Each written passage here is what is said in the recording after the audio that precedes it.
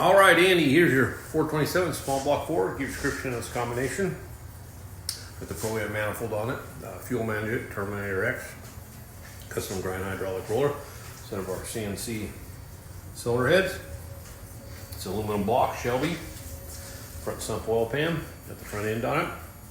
We'll go make a run, see what she does, stay tuned.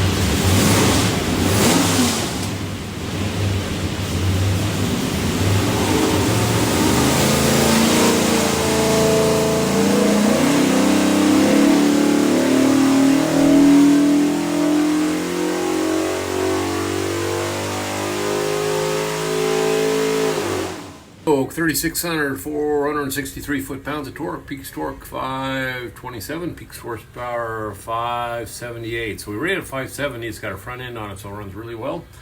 What we'll do now is pull the pipe back, make sure it's good and clean for you, and show you a couple other things here. When you see your engine, find this thing looks like a credit card. It is a USB card full of technical information.